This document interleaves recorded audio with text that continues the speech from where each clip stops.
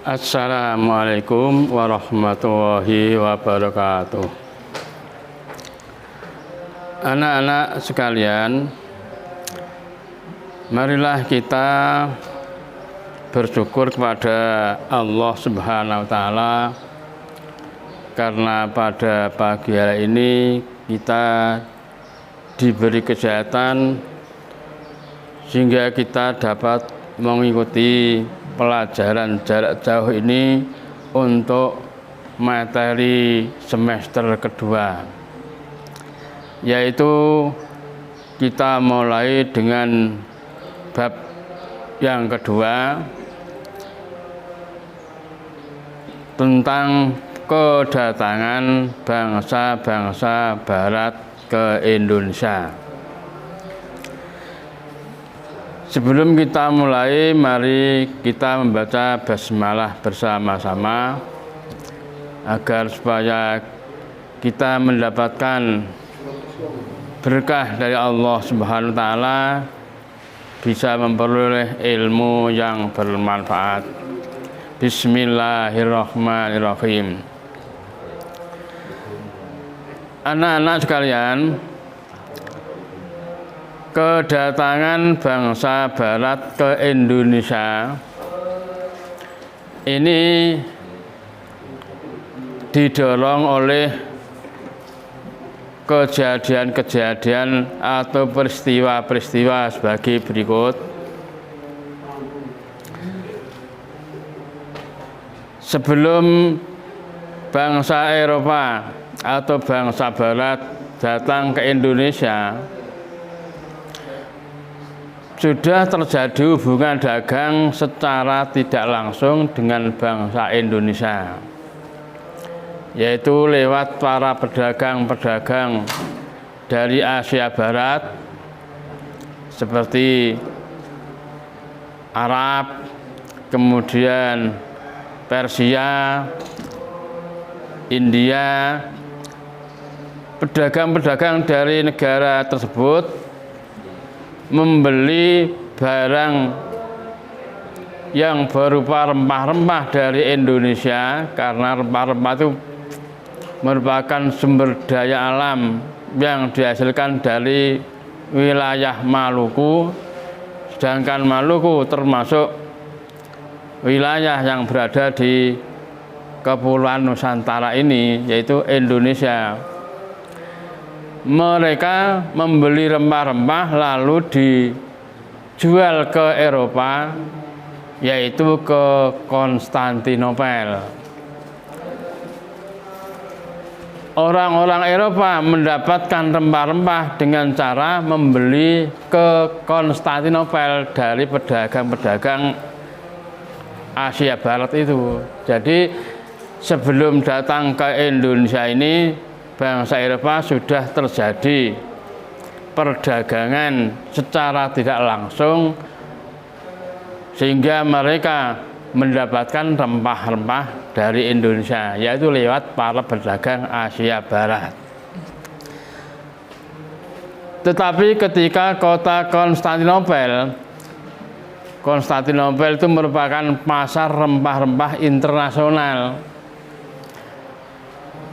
Ketika dikuasai oleh Arab, orang-orang Eropa masih diberi kesempatan untuk berdagang ke Konstantinopel, sehingga bertahun-tahun mereka dapat membeli rempah-rempah yang berasal dari Indonesia. Tetapi ketika Konstantinopel jatuh ke tangan Turki Utsmani, bangsa Eropa ini dilarang untuk berdagang di Konstantinopel, sehingga mereka tidak mendapatkan rempah-rempah. Padahal rempah-rempah adalah merupakan barang yang sangat dibutuhkan di Eropa, terutama kalau musim dingin, yaitu sebagai barang yang dapat menghangatkan badan. Kalau musim dingin datang, orang Eropa tidak memperoleh rempah-rempah, mereka akan kedinginan. Maka rempah-rempah merupakan barang yang sangat dibutuhkan, terutama pada musim dingin. Akhirnya mereka putus tidak mendapatkan rempah-rempah karena dilarang berdagang di Konstantinopel oleh Turki Utsmani.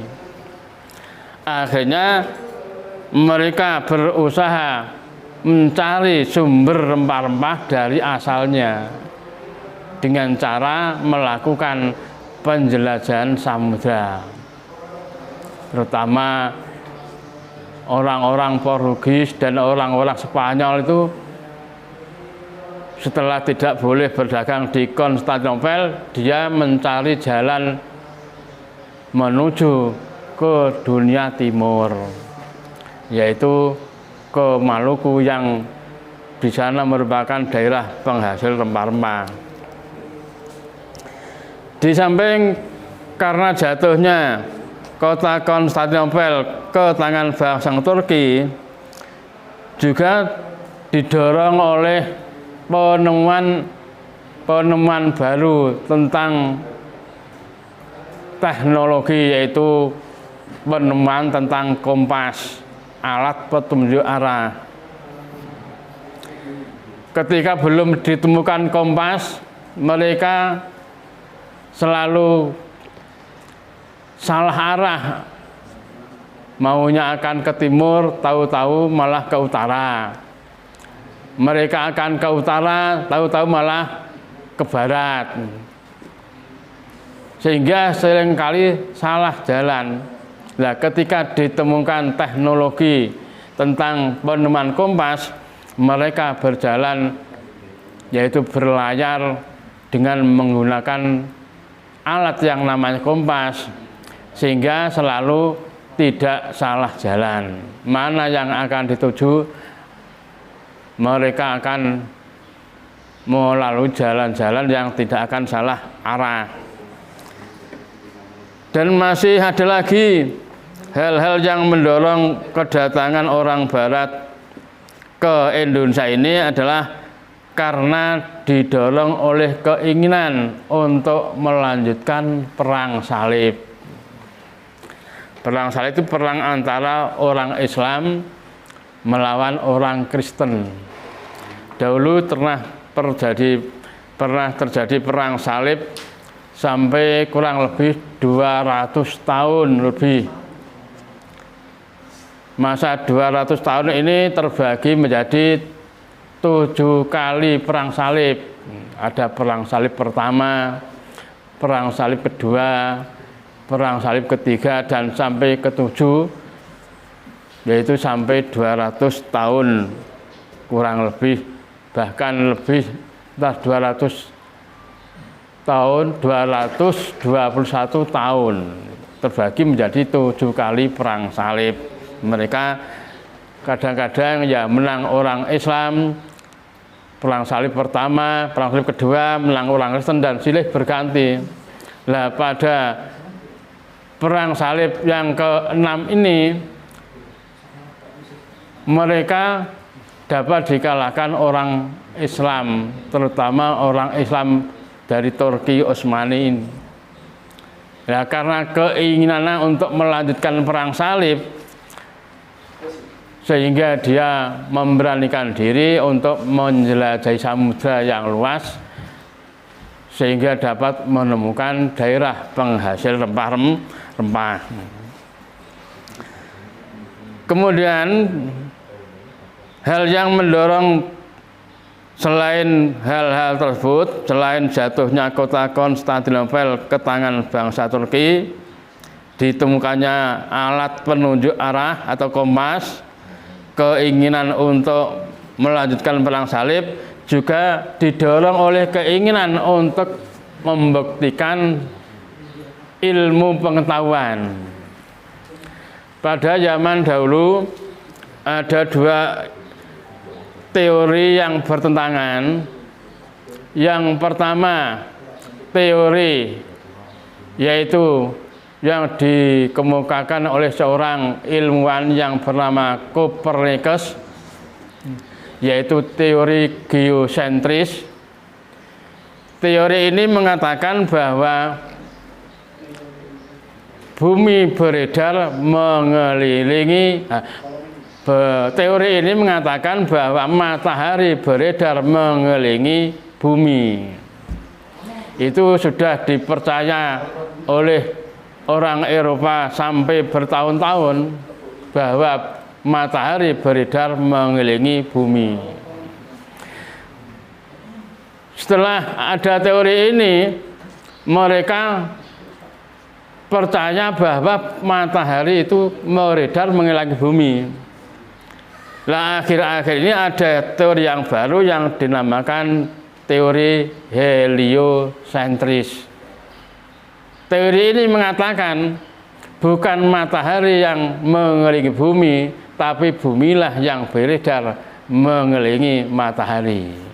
Jadi ada dua ilmu pengetahuan yang saling bertentangan. Yang satu mengatakan matahari beredar mengelilingi bumi, yang satu lagi mengatakan bahwa bumi beredar mengelilingi matahari. Nah, ini yang betul yang mana?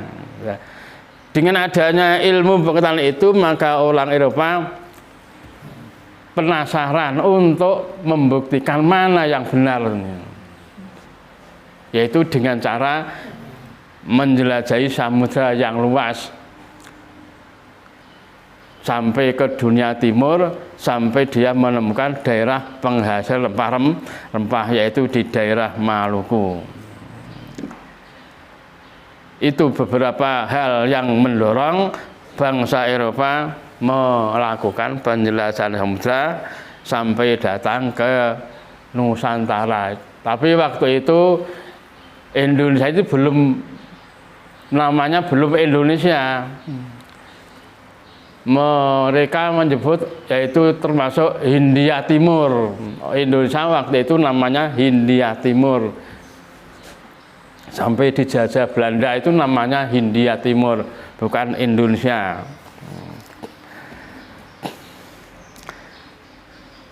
Latar belakang kedatangan bangsa Eropa tadi, pertama adalah karena kota Konstantinopel jatuh ke tangan bangsa Turki Utsmani. Yang kedua karena ditemukannya teknologi baru yaitu penemuan kompas. Dan yang ketiga karena keinginan untuk melanjutkan perang salib. Perang salib itu perang antara orang Islam dan orang Kristen. Kenapa kok dinamakan perang salib? Karena orang-orang Kristen yang ikut berperang menggunakan untana yang bergambar salib, maka dinamakan perang salib. Dan yang keempat yaitu keinginannya untuk membuktikan dua teori ilmu pengetahuan yang bertentangan itu. Nah, ternyata setelah dibuktikan sampai sekarang ini yang benar adalah bumi mengitari matahari, bukan matahari yang mengitari bumi. Memang kalau kita amati sehari-hari seakan-akan ya matahari yang berjalan. Kalau pagi terbit dari timur, terus berjalan ke barat, kalau sore terbenam di arah barat, pagi di timur lagi, seakan-akan matahari yang beredar. Tapi sebetulnya bumilah yang beredar mengelilingi matahari. Dalam satu hari, di samping bumi berputar pada sumbunya, berputar pada porosnya, juga berputar mengelilingi matahari. Dalam satu putaran, mengelilingi matahari dalam satu putaran membutuhkan waktu 1 tahun, 360 hari. Itu satu putaran. Bumi mengelilingi matahari satu putaran yaitu membutuhkan waktu 1 tahun. Lah, berputar pada porosnya atau pada sumbunya 1 hari 1 malam. Itu bumi mengitari matahari. Kemudian daya tarik Indonesia bagi bangsa Barat.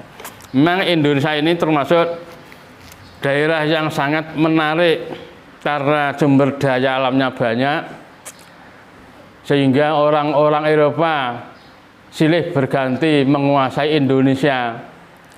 Mereka berlomba-lomba untuk mencari kekayaan dari wilayah Indonesia ini. Memang Indonesia waktu itu mempunyai daya tarik, terutama rempah-rempahnya.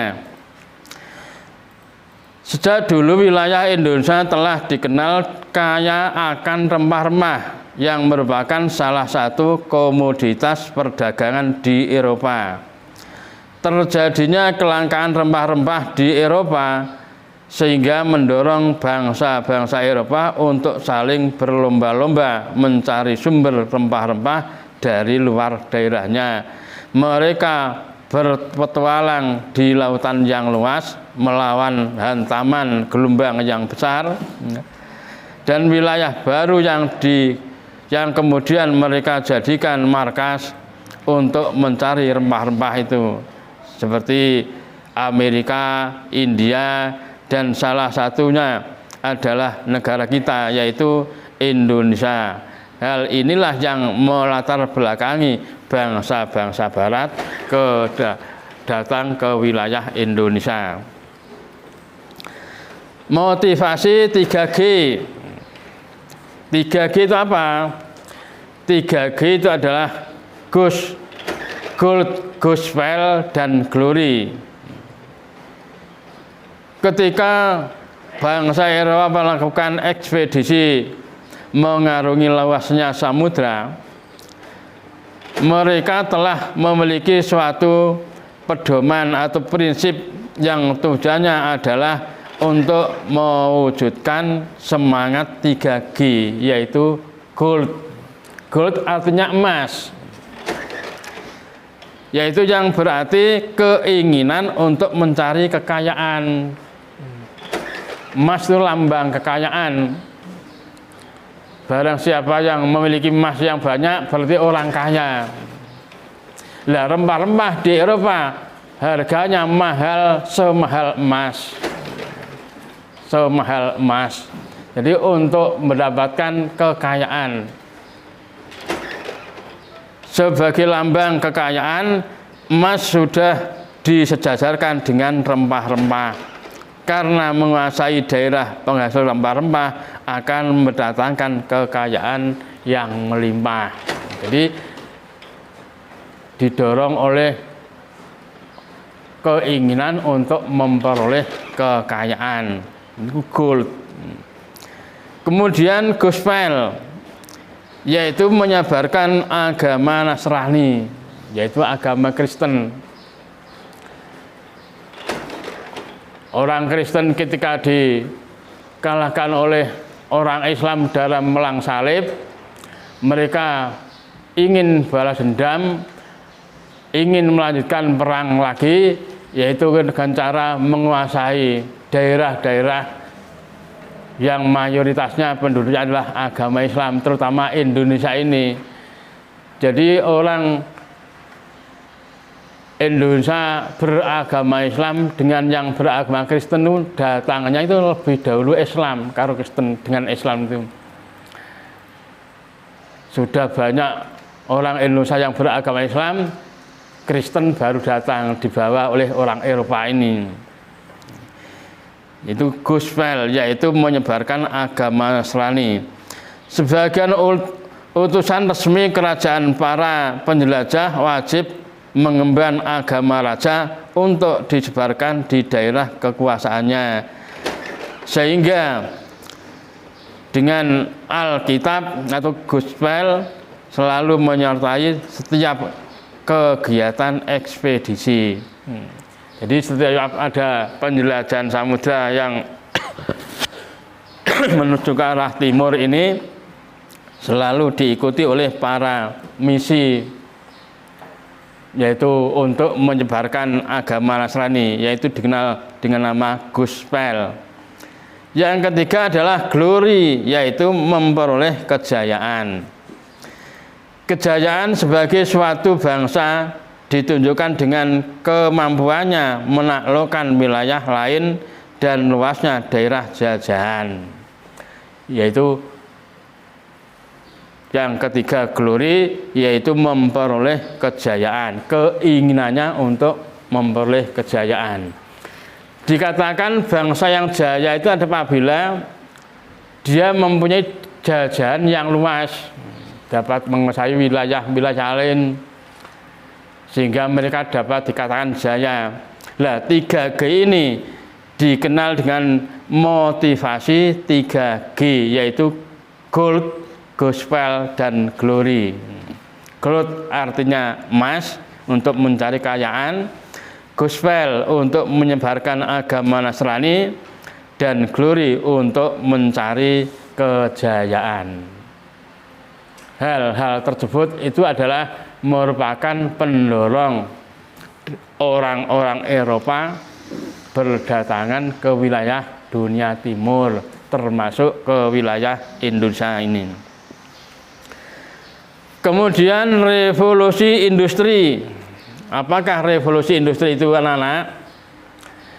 Revolusi industri itu adalah cara memproduksi barang yang semula menggunakan tenaga manusia dan hewan, kemudian diganti dengan menggunakan tenaga mesin. Itu revolusi industri. Atau dapat dikatakan cara merubah sistem ekonomi agraris menjadi sistem ekonomi industri.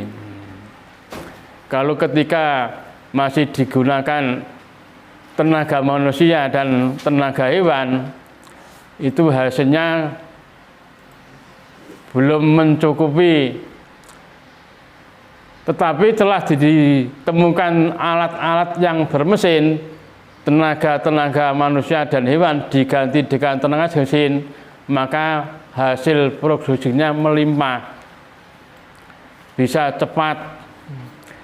Sehingga barang-barang ini butuh daerah pemasaran yang luas. Di samping butuh daerah pemasaran yang luas, juga butuh bahan pokok yang akan diolah di dalam perusahaan. Bahan mentahnya membutuhkan daerah pemasaran dan membutuhkan bahan mentah. Nah, untuk mendapatkan daerah pemasaran dan mendapatkan bahan mentah, maka mereka butuh daerah jajahan, sehingga berlomba-lomba untuk menguasai daerah-daerah lain dengan cara menjajah. Maka timbullah istilah yang dinamakan kolonialisme dan imperialisme. Jadi revolusi industri dapat dikatakan sebagai suatu peristiwa yang mengubah sistem ekonomi agraris. Agraris itu pertanian, anak-anak, menjadi sistem ekonomi industri yang menggunakan tenaga mesin sebagai alat produksinya, menggantikan tenaga hewan dan tenaga manusia. Seperti pabrik rokok misalnya, ketika masih menggunakan tenaga manusia, ya hasilnya sedikit. Tetapi setelah ditemukan alat-alat bermesin, diganti dengan tenaga mesin, dapat menghasilkan hasil yang banyak, sehingga hasil yang banyak ini juga membutuhkan bahan mentah yang banyak. Nah, untuk mendapatkan bahan mentah perlu menjajah daerah lain, digunakan untuk menanam bahan mentahnya. Nah, gula ya bahan mentahnya tebu, butuh tanah untuk menanam tebu. Nah, kalau rokok ya butuh tembakau, itu juga butuh tanah untuk menanam tembakau dan lain sebagainya. Maka orang-orang Eropa berlomba-lomba untuk menjajah negara lain. Nah, penjelajahan samudra yang dilakukan oleh orang-orang Eropa ke dunia timur ini dipelopori oleh bangsa Portugis dan bangsa Spanyol. Bangsa Portugis dan bangsa Spanyol. Kedatangannya Adapun proses kedatangan bangsa Barat ke Indonesia adalah sebagai berikut. Mari kita amati gambar seperti ini. Ya.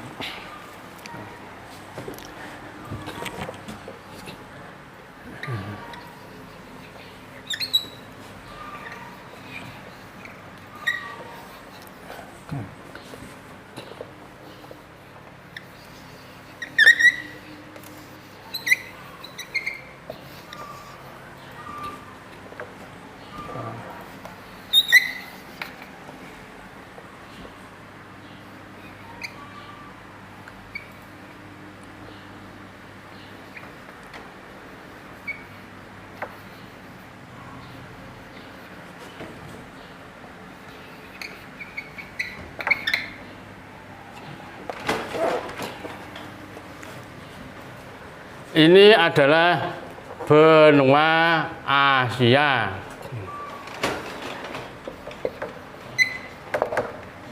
Yang ini benua Eropa. Yang ini benua Afrika. Yang ini benua Amerika.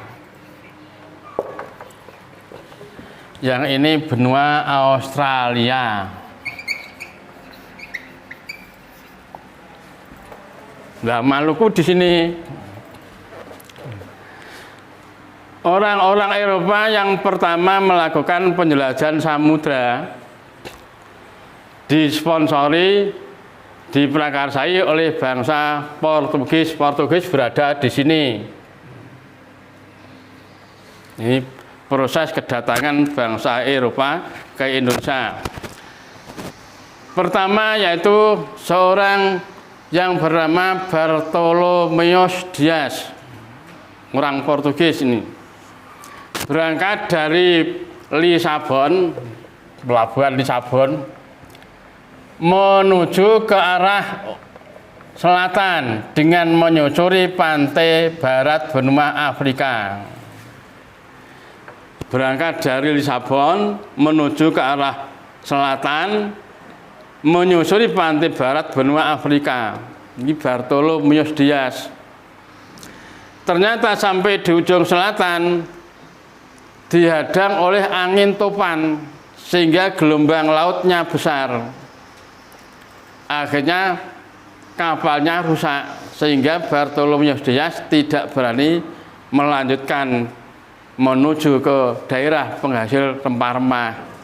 Sampai di ujung selatan kemudian kembali pulang ke negerinya, yaitu ke Portugis. Akhirnya ujung selatan benua Afrika ini diberi nama Tanjung Topan atau Tanjung Pengharapan. Berarti penjelajahan samudra orang Portugis pertama hanya sampai di ujung selatan benua Afrika.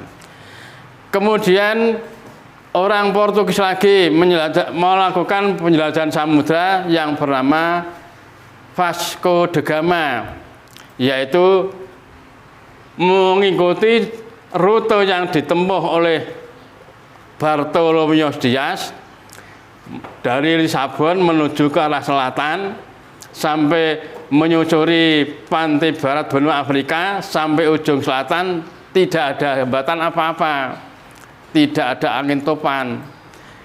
Kemudian dilanjutkan menuju ke arah timur dengan menyusuri pantai timur benua Afrika. Akhirnya sampai ke India, ke pelabuhan Calicut. Ke pelabuhan Calicut, yaitu Vasco da Gama. Dari pelabuhan Calicut ini dilanjutkan menuju ke arah timur, yaitu sampai ke daerah Malaka, sampai ke Selat Malaka ini. Di sini sudah banyak para pedagang rempah-rempah yang asalnya dari Indonesia, sehingga Portugis dapat membeli rempah-rempah di Malaka, kemudian dibawa pulang ke Portugis. sehingga di sana dijual dengan harga yang sangat mahal. Setelah beberapa tahun di Malaka, akhirnya Vasco da Gama tahu bahwa Malaka ini bukan daerah penghasil rempah-rempah. Akhirnya dilanjutkan perjalanannya menuju ke arah timur oleh seorang yang bernama Alfonso de Albuquerque. Itu juga menuju ke arah timur sampai melalui Selat Malaka, kemudian Selat Makassar ini akhirnya sampai ke timur. Disinilah letak daerah penghasil rempah-rempah, yaitu Maluku. Portugis berhasil menemukan daerah penghasil rempah-rempah yang berada di Maluku. Akhirnya setelah kapalnya penuh dengan rempah-rempah dibawa pulang, yaitu ke Portugis. Setelah ditemukan jalan ini, orang-orang pedagang Portugis setiap hari berdatangan ke daerah Maluku untuk membeli rempah-rempah dari Indonesia. Keberhasilan Portugis ini kemudian didengar oleh Spanyol. Maka akhirnya Spanyol pun juga ikut menyelusuri samudra yang luas, ingin mendapatkan rempah-rempah dari Maluku. Nah, Spanyol di sini juga berdekatan dengan Portugis. Berangkat dari Lisabon menuju ke arah selatan dengan menyusuri pantai timur benua Amerika, yaitu pertama Christophorus Columbus. Dia yang pertama kali menemukan benua Amerika itu Columbus, orang Spanyol. Christophorus Columbus, tapi panggilannya itu ya Columbus. Nama lengkapnya Christophorus Columbus. Berangkat dari Lisabon menuju ke arah selatan, menyusuri pantai timur benua Amerika. Dia yang menemukan benua Amerika ini. Hanya sampai di Amerika, mereka terus kembali pulang, tidak dilanjutkan untuk mencari rempah-rempah ke Maluku. Kemudian yang berikutnya, seorang yang bernama yaitu Ferdinand Magellan disertai kapten yang bernama Johann Sebastian Elcano. Ferdinand Magellan disertai kapten yang bernama Johann Sebastian Elcano menyusuri pantai barat, pantai timur benua Amerika sampai ujung selatan, kemudian menuju ke arah barat. Jadi tidak menuju ke arah timur, menuju ke arah barat. Itu Spanyol. Kalau Portugis berangkat dari negerinya menuju ke arah selatan, menyusuri pantai barat benua Afrika sampai di ujung selatan, dilanjutkan menuju ke arah timur, akhirnya sampai ke Maluku. Lah Spanyol menuju ke arah barat. Dilanjutkan terus karena dunia ini bentuknya bulat, akhirnya Spanyol berputar mubeng, ya. Karena bumi bentuknya bulat, walaupun dia menuju ke arah barat, akhirnya berputar menuju ke barat terus ke selatan, nah, ke utara terus akhirnya ke timur terus. Di sini menemukan sebuah pulau yang namanya Kepulauan Massawa. Sampai di Massawa, di sana terjadi pertumpahan darah dengan penduduk Massawa. Akhirnya Ferdinand Magellan tewas di Massawa. Maka perjalanan selanjutnya dilanjutkan oleh kaptennya, yaitu yang bernama Johann Sebastian Elcano. Dari Massawa dilanjutkan ke selatan, akhirnya sampai ke Maluku, bertemu dengan Portugis di Maluku, sehingga sampai ke Maluku Spanyol terjadi persaingan dagang dengan Portugis. Portugis yang datang lebih dahulu mendapat saingan dari bangsa Eropa, yaitu Spanyol. Setelah Spanyol juga ikut berdagang di sini, mendapatkan rempah-rempah yang banyak, kemudian dibawa pulang, tapi pulangnya mengikuti jalan yang ditempuh oleh Portugis, kembali lagi ke Eropa, yaitu ke Spanyol lagi. Sampai di Spanyol, kemudian Johann Sebastian Elcano ditanya oleh raja, karena ini perintah raja. Rajanya waktu itu bernama yaitu Philip kedua. Philip kedua ditanya oleh raja Spanyol, di mana temanmu yang bernama Ferdinand Magellan? Teman saya tewas paduka raja. Tewas di mana? Tewas di Massawa. Lah, untuk mengenal jasa dari Ferdinand Magellan ini, maka Kepulauan Massawa ini terus diganti nama dengan nama Filipina. Jadi nama Filipina itu yang memberi nama adalah Raja Philip, Raja Spanyol. Raja Philip, kemudian Kepulauan Massawa, tewasnya Magellan di sana itu Massawa, terus diberi nama Filipina sampai sekarang ini. Nah, setelah ditemukan daerah penghasil rempah-rempah baik Portugis maupun Spanyol, maka kedua bangsa ini terjadilah persaingan. Nah, untuk menghindari jangan sampai terjadi bersaing antara sesama bangsa Eropa, nek bersaing terus rempah-rempah semakin mahal. Nek sing Spanyol wani 20, sing Portugis gentan ngundaki wani 20, semakin tinggi harganya karena bersaing.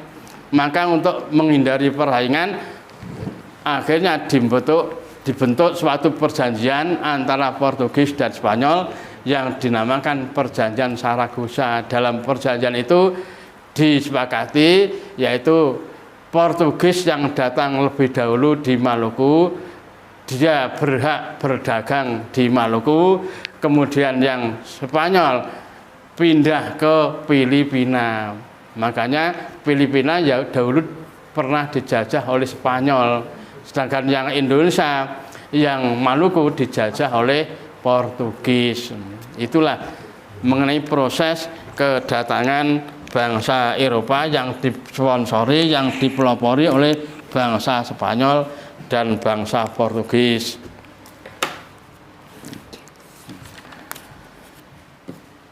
Kemudian setelah mendengar keberhasilan kedua bangsa ini, bangsa Portugis dan bangsa Spanyol, yaitu Belanda, juga ikut berdagang untuk mencari daerah penghasil rempah-rempah sampai ke Maluku. Pertama kali orang Belanda yang melakukan penjelajahan samudra ini adalah seorang yang bernama Cornelis de Houtman. Cornelis de Houtman. Dia juga bernafsu untuk mencari daerah penghasil rempah-rempah. Belanda juga termasuk Eropa, orang Barat, berdekatan dengan Portugis, dengan Spanyol. Orang Belanda yang pertama melakukan penjelajahan samudra sampai ke Indonesia adalah Cornelis de Houtman. Sampai Inggris juga ikut mencari daerah penghasil rempah-rempah, juga menuju ke arah timur. Makanya Indonesia dahulu pernah dijajah oleh Belanda.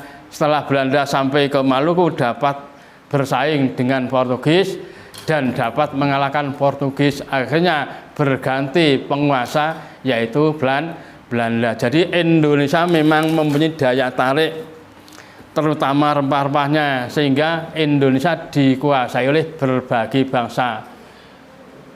Pertama dijajah Portugis, dijajah Belanda, dijajah Inggris, dijajah Jepang, yang terakhir itu Indonesia. Ibaratnya Indonesia itu adalah daging yang segar yang digigit oleh harimau, lepas dari harimau malah digigit buaya. Lepas dari Belanda malah dijajah oleh Inggris. Dari Inggris kembali kepada Belanda lagi. Dan yang terakhir yaitu dijajah oleh Jepang. Yang paling lama adalah dijajah oleh Belanda, yaitu 350 tahun, 3,5 abad. Bahkan Perancis pun juga pernah menjajah Indonesia, tapi tidak secara langsung. Perancis menguasai Belanda, Belanda menguasai Indonesia. Otomatis kebijakan Perancis juga mempengaruhi kekuasaan yang ada di Indonesia. Makanya Perancis juga pernah menjajah Indonesia, tapi tidak secara langsung. Demikianlah anak-anak materi pelajaran IPS hari ini. Dan setelah itu anak-anak harus mengerjakan soal di bawah ini supaya dikerjakan dengan baik. Mari kita tutup untuk materi IPS ini, kita tutup dengan bacaan Alhamdulillahirabbil alamin. Assalamualaikum warahmatullahi wabarakatuh.